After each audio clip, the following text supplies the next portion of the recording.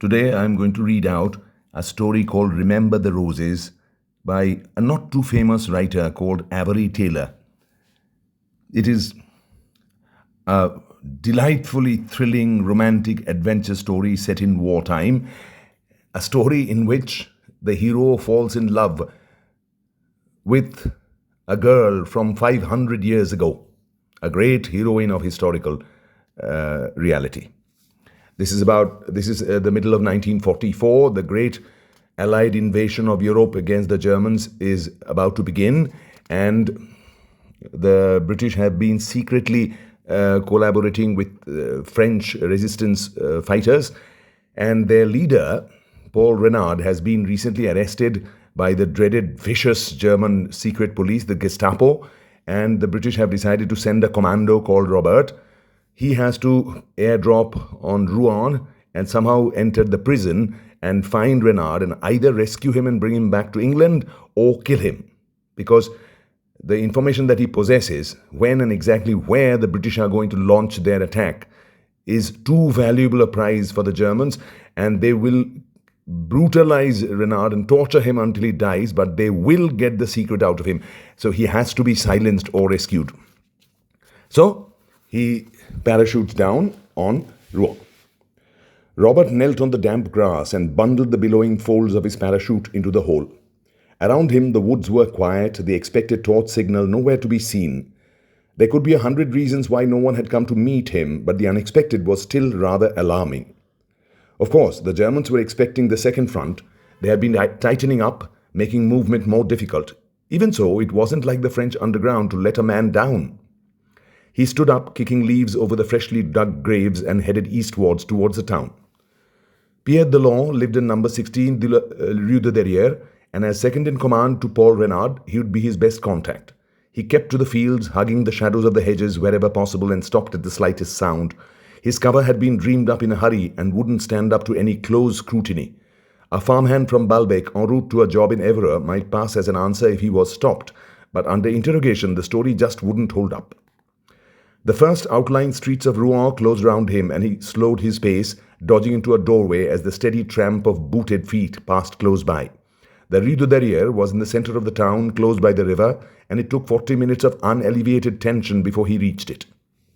Everything was quiet, the street deserted, and he was conscious of his footsteps echoing on the cobbles. Number 16 was in darkness, and he lifted his hand to the knocker, raising the heavy iron. A cold trickle of fear ran through him, a presentiment of danger. Logic told him there was no reason for it. Everything was as it should be. But the feeling persisted, every instinct urging him to run. He lowered the knocker slowly, and it squeaked as he removed his hand. Inside the house something clicked, and suddenly he knew his instinct had been right. It was the click of a bolt, a rifle bolt. He was halfway down the street, his running footsteps ringing hollowly on the cobbles as the first burst of fire raked the wall beside him. He swung around the corner and heard a car engine roar into life. Moments later, the headlights swept over him as the car turned the corner after him, and another spray of bullets chipped some splinters from the wall above his head. A dark alleyway offered refuge, and he raced down it, emerging on a narrow wharf. High walls enclosed it on three sides, and on the other side ran the Seine. He stopped and leaned back against a wall, regaining his breath while he looked around for a way out. Stone steps led to the river, and he started down them as heavy footsteps sounded in the alley. He could try to swim away. It was unlikely he would get very far, even if he eluded his immediate pursuers. A man in dripping wet clothes would stick out like a sore thumb. The brackish water sopped against the green, slime-covered stone, and in the darkness a shadow moved against the faintly luminous water. He pressed himself back against the stone embankment as the shadowy figure came up the steps. "Come out with your hands up." The order came in guttural English from the wharf above. The slight figure paused beside him, and he had a vague impression of pale blonde hair, cut short like a boy's, but the voice, heavily accented, was that of a girl. "You are the Englishman?" He nodded, and she caught his arm. "This way, follow me." She urged him down the steps, and he saw for the first time a gaping hole in the bank. Without hesitation she went in, and he followed, grimacing in disgust as the stench of the sewer reached him. Shots sounded behind him, and he quickened his pace, splashing through the stream of foul water that was dimly lit by moonlight, glancing through the drains above. The girl stopped and turned to him. "Now we go up." She pointed to an iron ladder set into the side of the sewer, and grateful to escape from the overpowering smell, he went up it, pushing open the manhole at the top. Above was a large lighted room, and he emerged and looked around as he realized it was a crypt. Thick pillars rose to a vaulted roof, and at one end stood a stone altar. The girl climbed out behind him, and he replaced the cover. For the first time, he had a good look at her. She was dressed in the way most women in the resistance dressed. Black trousers, dark woolen jumper worn under a leather jacket, and a Sten gun hitched over one shoulder. She was attractive in a boyish sort of way. Her face was a little too strong and determined to be labelled beautiful, and yet there was a magnetism about her that made him decide that, once seen, she would never be forgotten. She smiled at him with a touch of sadness. "My English is not good." "I speak French, mademoiselle." He dropped into her language. "I don't know how you managed to find me, but I am very grateful." "You needed help. I knew you were coming." "I was supposed to be met outside of town. What happened?" "The resistance in this town is broken. They have all been arrested. Someone betrayed them. And you. As yet, they are not aware of your reason for coming." "You know why I am here?" She nodded. "To rescue Renard." "With the resistance out of action, I don't know how I'll manage it." He realized suddenly that she hadn't told him her name. By way of invitation, he held out his hand. "I am Robert Phillips." She smiled and took his hand in a surprisingly strong grip. "They call me Jehan Lebrun." "I don't suppose you know where they are keeping Renard?" "In the old prison, in the room above the one I was in." Robert stared at her. "You were a prisoner there?" "A long time ago, yes." "What happened? Did they release you?" She shook her head. "No, I escaped." "Escaped? Well, if you could get out, so could Renard." "Yes, but not my way." "Why not?" She gave a small laugh and turned away. "It's too hard. Renard is a good man, but no, my way is not for him." She turned back, still smiling. "But there is a way. In the dungeon beneath the room I was in, there is a well. It was served by an underground river, but now the river has been turned into a sewer. The water was never good. They say in the olden days the king's executioners threw the bodies of the condemned down it. The dungeon was used as a torture chamber, you see. And it's still there. It seemed too good to be true. A well opening right inside the prison. Surely the Germans would have seen it and sealed it off." "Yes, I can take you there. Through the sewers." She unhitched her Sten gun. "Come, we can do it now." He laughed at her eagerness and glanced at his watch. "It's too late. It'll be dawn in an hour. Anyway, the pickup plane won't be here until tonight." She shrugged. "Very well. We will wait until tonight. I was always too hasty. That's how I was caught the last time. Dinoa warned me, but I wouldn't listen. 'Jehan,' he would say, 'don't play the fool. If they catch you, I'll not be able to help you.'" "And did he?" "No. Poor Dinoa. He would have tried if it had been up to him, but it wasn't." "You say poor Dinoa. Was he killed?" "I'm not sure. I lost track of him, but he was a good soldier. And a good soldier even if he was cautious." She slung the gun back over her shoulder. "You must stay here today. It's safe. The church above is not used now, although the light still burns here." She nodded upwards to the naked bulb which hung from the stone roof. "When they took a priest away for helping British prisoners to escape, the light was left on. No one came to turn it off. No one ever comes here now. Get some sleep. I will return tonight." "You're going?" Robert felt reluctant to lose her company. She took his hand, turning his wrist so that she could see his watch. "Yes, I must, before sunrise. When it's dark, I'll come back. I'll bring you some food." She moved away to where a flight of steps led upward into darkness and turned with a half salute. "Adieu, Robert. Sleep well." "Au revoir." He watched her go swiftly and silently up the steps until the shadows hid her from sight. Then he turned back to the empty crypt. "Robert, wake up. It's time." Jehan's voice broke into his sleep, and he opened one eye. She laughed and shook her head. "You look funny. Do you always open one eye first?" He sat up, pushing a hand through his hair and yawning. "Always." "Look, supper." She held up a paper bag. "Bread and cheese. It's not much, but I had no money." "I suppose you pinched it?" He was amused at the thought, but she shook her head. "Oh no, a farmer gave it to me. I told him it was for France." Robert laughed. "And he gave it to you?" "He was a patriot." She seemed suddenly bitter. "Always it is the same. The men in power sell France to her enemies. They are afraid to fight, afraid they will lose their fine houses, their easy lives. But the common people, the farmers and the soldiers, they will fight. They will give everything for France. They are France." "I think you are right," Robert agreed. "But before you go into a tirade over French politics, I would like to make a start on that bread and cheese. I am famished." "Oh, I'm sorry." She handed him the bag. I talk too much and I get angry too quickly. Dinoa used to say to me, Jehan, you shout too much. You're not a lady. And I would say, if I were a lady, I would not be here with you fighting for France. And he would laugh. This Dinoa, Robert questioned. He was in the resistance? We were comrades. We had some great days together. She stood up as he finished the bread and cheese and retrieved her Sten gun from its resting place on the altar. Come, we will go. The sewer seemed endless, but Jehan appeared to know the way, and after countless twists and turns, she stopped beneath a shaft and pointed upwards. This is it. Robert shone his torch upwards and saw iron rungs set into the wall. I'd better go first, just in case there is someone up there. She nodded and handed him her gun. Take this. He slipped it over his shoulder and started up. After what seemed an age, the rungs ended, and he hauled himself over the rim of the well into the impenetrable blackness beyond. The air smelled damp and foul, almost as bad as the sewers, and the beam of his torch illumined a small room whose walls were green and dripping with moisture. The beam revealed a stone furnace in one corner, and beside it on the wall, an array of branding irons and manacles. Farther along stood a huge table-like structure and massive rollers at each end. He was conscious of Jehan standing beside him in the darkness. Her whispered words echoed hollowly around the room. I hate this place. They brought me here to frighten me. I thought I was brave until then. I was never afraid when I was fighting, never. But this place... She shivered, and he put an arm around her shoulders reassuringly. I know, it's quite a different thing. I know I'd be scared to death if they brought me here. It's like something out of Edgar Allan Poe. I thought the Gestapo employed modern methods, but the mere sight of this place is enough to put the fear of God into anyone. He nodded to the table-like structure. Is that a rack? Yes, it's a terrible thing. I have heard people screaming down here. I think it was on that. Can you imagine how it must feel to have your body slowly torn apart, every bone, every muscle, even the skin parts in time? Robert felt himself shiver and laughed a little nervously. Yes, primitive it may be, but still pretty effective. Now how do we get out of here? She reclaimed her gun and took his hand. This way, but put out the light. They may see it.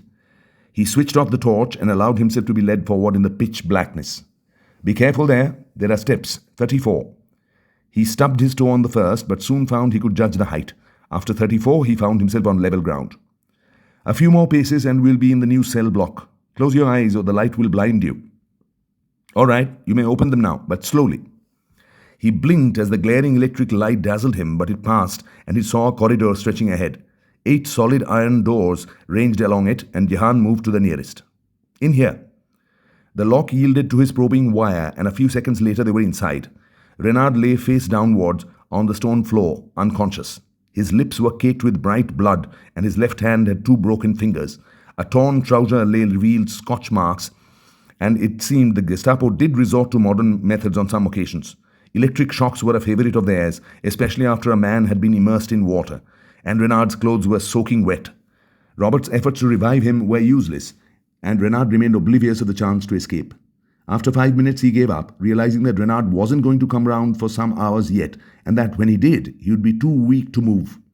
For a moment he considered carrying him, but the descent down the well would be impossible, and he had no rope with which he could lower him down. He took what looked like a tobacco pouch from his pocket and removed the screening layer of tobacco. Beneath was ready-filled the hypodermic syringe. He squirted a thin jet of the colorless fluid into the air and pulled back the ripped sleeve of Renard's shirt. Jehan's hands caught his wrist in a grip of steel. That's murder. Her voice was cold, as icy cold as her eyes, and he felt his fingers going numb. Let go before I drop it. No, I will not let you kill him. He could have fought her, but he didn't want to risk the noise of her struggle, and she was too strong to be an easy opponent. Listen to me, he whispered harshly. He can't walk, and I can get him down that way. Can't get him down that well. If I leave him, he might talk. He'll certainly suffer a hell of a sight more before he dies. Do you think I enjoy doing it? No, it sickens you. Yes, but it's necessary. Ah, yes, the old story, always the same. Better to sacrifice one life than many. That's what they tell you, isn't it? And it's true. It's never true. There was a pitiless anger in her eyes, and her voice was harsh with bitterness. Every life is precious. War demands that we kill, but in our own defense to save what God has given us. But this is murder. No, more than that. It is betrayal, and you know it's wrong. In your heart, you know. All right, so it's wrong, but I'm the one who has to live with it, not you. As you have lived with the other memory for 6 months, Hating yourself? Oh, I know, she answered, the startled question in his eyes. I know all about it. Then there was no one to help you, to show you what was right and what was wrong. You had your orders, and though you knew it was murder, you could not bring yourself to ignore those orders. But this time it's different. This time I am here, and I'll tell you now, destroy this man and you destroy yourself, your very soul. You know I speak the truth. You know how it was with you the last time. This time it'll be worse, much worse. He gave up the fight, gave up lying to himself. She was right. He couldn't live with another death on his conscience. And he was tired of pretending to be cold-blooded about killing, tired of the whole dirty game intelligence forced him to play. He closed his eyes and felt her grip on his wrists relax. How did you know? Who told you? It's not important. I know, and there's an end to it. Now you must decide. Will you destroy yourself or will you say no? Just this once. If you kill this man, you are no better than them. She jerked her head upwards. They have no regard for life. He drew a breath, letting the syringe fall from his fingers. You're right, Jehan. His voice was tired. I can't live with it. What's more, I can't die with it either. Maybe it's old-fashioned to hold on to a religion, but I do. And guilt's made a coward of me. I can't forgive myself, so how can I expect God to? He will. She picked up the syringe and handed it to him. Put it away. He obeyed her without question. Suddenly she had assumed a new stature, an air of authority. She was strong, much stronger than he was, and he would follow her lead. Take Renard on your back and follow me. He caught Renard's wrist and hoisted him over his shoulder, holding on to his legs. Which way? She laughed suddenly, a bright, reckless laugh. We are leaving by the front door. We are walking out of here, right under their noses. It was sheer madness. She was proposing to walk past a dozen guards with a valuable prisoner in tow. Every instinct told him it was suicide, and yet he knew he would do it simply because she had told him to. He caught her reckless mood and laughed with her. Okay, let's go. He followed her quickly down the corridor and up a flight of concrete steps at the far end. At the top, she paused and gestured for silence. 2 guards, outside that door. See? He peered round the corner. A half-tiled corridor ran for about 20 yards and ended in an iron-barred gate. Halfway down, 2 black-shirted men stood at attention outside the door. There's no cover. Those 2 will spot us the moment we move out. She gave him an odd look and smiled. I think not. Stay here. Make no sound. Silently she edged around the corner and began walking slowly down the corridor. To his utter amazement, neither of the 2 Nazis moved. They remained at attention, staring ahead of them as she came up on one side. A blow from the butt of her gun sent the first guard sprawling, and the other turned, his face incredulous, just in time to receive similar treatment. She gestured for him to join her as she relieved the first guard of a bunch of keys. The reception area is beyond the gate. She selected a key. This will open it. Robert edged forward and could see the large hallway. It seemed literally crawling with Nazi guards. They'll shoot us down before we get 10 feet. Not if we are quick. She moved to the gate. Now listen and do exactly as I tell you. When I open that gate, run and run fast. The main door is directly ahead of you. Beyond that is the marketplace. Go straight across it and down the road opposite. It'll bring you to the river. Wait for me there. And you? She tapped her gun. I'll be right behind. Don't worry, and whatever you do, don't look back. She unlocked the gate and swung it wide. Now go. He ran, hearing behind him the startled sound of the guards, the sharp click of the rifle bolts. The door opened as he reached it, and he went through, cannoning into the Gestapo officer who stood on the threshold and sending him flying. A bullet chipped wood from the door, and then he was down the steps and racing across the darkened marketplace, Renard bumping on his shoulders, vaguely aware of the pandemonium breaking out behind him. The chatter of a machine gun ripped open the night, and he heard the bullet sing past him, expecting them to rip into his back at any moment. But he reached the street opposite unscathed and raced on down it. He stopped, gasping for breath, on the embankment and let Renard slide from his shoulder. Looking back the way he had come, he could see no sign of her. The street was deserted and sounds of pursuit came distantly, sounds of cars revving up and shouted orders. A gnawing fear began inside him. There had been so much shooting. He should never have let her shield him like that. If she had been killed or captured, what would they do to her? Logic told him he was too late to help her, but logic was no proof against desire, and he found himself walking back, away from the river, away from Renard. Robert, I'm here. Her voice came from behind him, and he turned back, a wave of relief surging over him. Jehan, thank God, I thought they had caught you. She shook her head, smiling. I have been through fire before. It wasn't so bad. She caught his arm and moved to the walled embankment. There is a boat moored below. They'll not look for you on the river. It's not far from the river's edge to the field where your plane will land. I think you can carry Renard that far. I'll make it. And you? I stay. You could come with me. She shook her head. No, my heart is here. I think in your heart you know I must stay. He did know it. He wasn't sure just how he knew. Then promise me you'll take care? She smiled slowly. Another Robert said that to me a long time ago. A touch of sadness in her voice told him that this Robert had meant a lot to her. You loved him? He was my dearest friend. He said he would follow me to the gates of hell. She looked at the sky, clear and moonlit. In a way he did. He died because of me, because I wouldn't give in and let France die. I don't think he would ever have regretted it. No, she smiled a little sadly. He wanted a free France too. How could either of us regret what we gave? She took something from her trouser pocket and held it out. A small silver crucifix on a chain. He gave me this. I should like you to have it. A keepsake, so you will not forget me. He took it and held it for a moment. I have nothing to give you in return. One day you will come back to Rouen, when France is free. Then you may bring me some flowers, perhaps, English roses. I'll bring you the biggest bunch you ever saw, I promise.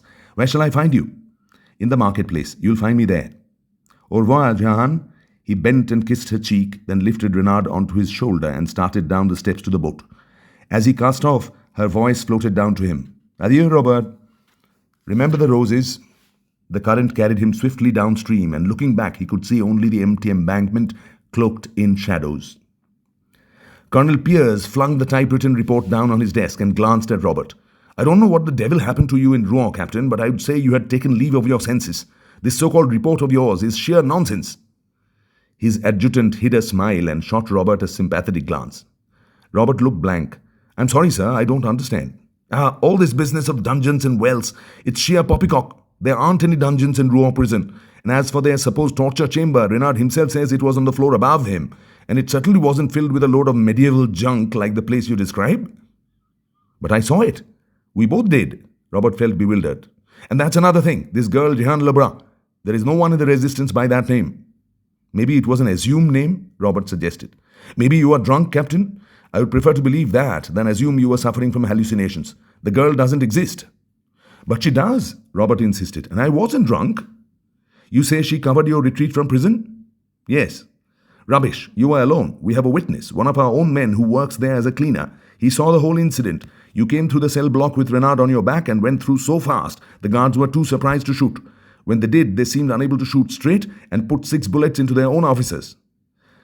But Jehan, she wasn't there, or if she was invisible. Now listen, Phillips, the brigadier is pleased with this operation. You might even get a promotion, but this report will give him apoplexy.